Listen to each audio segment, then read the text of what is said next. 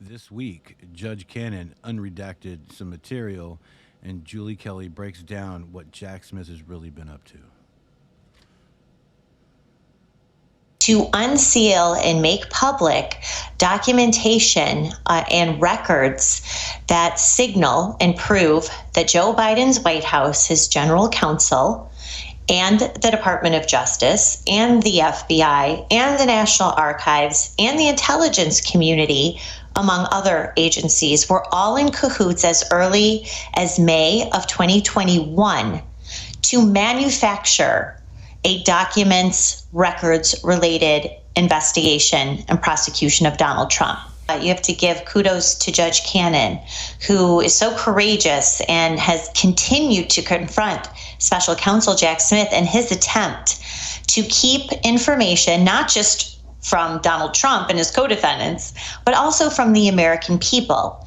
And now we know why, Steve, because yesterday an extensive motion that had been redacted under a protective order and that Jack Smith wanted to keep that way, in addition to dozens of exhibits that demonstrated close collaboration between Joe Biden's White House, Joe Biden's general counsel, Joe Biden's Department of Justice, Joe Biden's FBI, the National Archives, Joe Biden's intelligence community, to once again work behind the scenes to concoct and manufacture some sort of documents or records case against Donald Trump.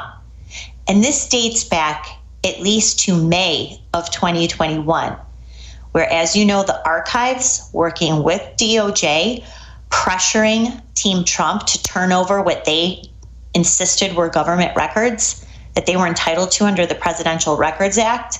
So finally, as you know, he produced those records, but they were impatient, we were told, and they were taking that time in 2021 to concoct another criminal case and investigation, which they did. And they were working collaboratively with Jonathan Sue, who is Biden's White House general counsel at the time. And finally, when Donald Trump produced those 15 boxes of documents, handed them over to the archives couldn't really specify, Steve, what they wanted, except for, let's see, remember the Sharpie Gate map of Hurricane Dorian? That was one record they said they wanted.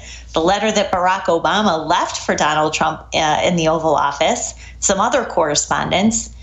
So then, within 24 hours, the National Archivist in January 2022 claimed that he saw classified papers in there, worked again with DOJ to create this criminal referral and send it to the FBI in February of 2022. Now, Steve, that's the story that we've been told. You know, the boxes were turned over. Oops, there were classified documents. Then the FBI and DOJ got involved. No. The FBI and DOJ, at least the DOJ, top officials, including the Office of the Deputy Attorney General, Lisa Monaco, deeply involved in creating this case. That is why Special Counsel Jack Smith and the DOJ wanted this material and this evidence under seal. And it was, for the most part, unredacted and made public on the docket yesterday. We're going to create a records destruction case against Donald Trump in 2021. The archives and long-term career employees now in the Biden White House insisting that there were like 25 boxes of records that were missing and demanding that Trump turn those over. Well, his team, he had Presidential Records Act representatives. One of them was Mark Meadows, who was working with the archives trying to figure out what the hell they wanted. And they just kept making things up as they went along.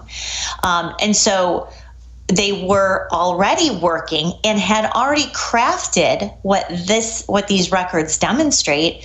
They were already drafting a criminal referral by September of 2021. Well, for what? Certainly wasn't for classified records, because they claim that they didn't know about that until January, February of 2022. So they were making something else up, a records destruction, or something along those lines.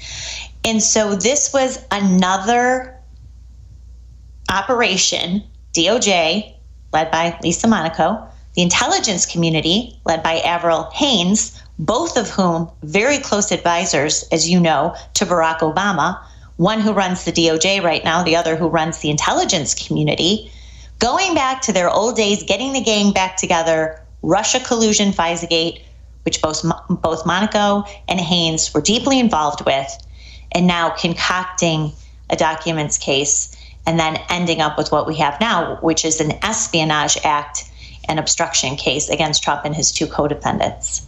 We know that Joe Biden pushed the Department of Justice to pursue the January 6th criminal indictment against Donald Trump, too.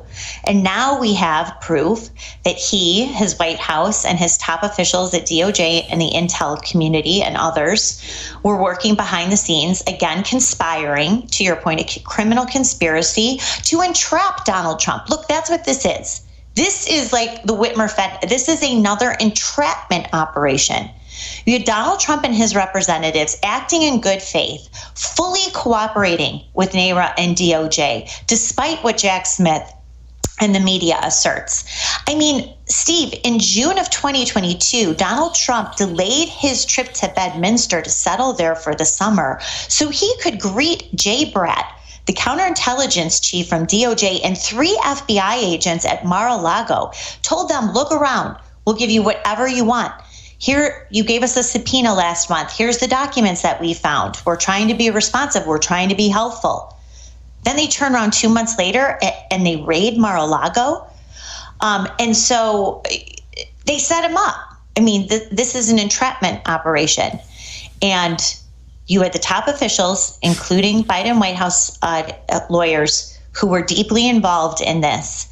And I don't know where House Republicans, I know there's a lot of things going on right now, but what could be more important than this?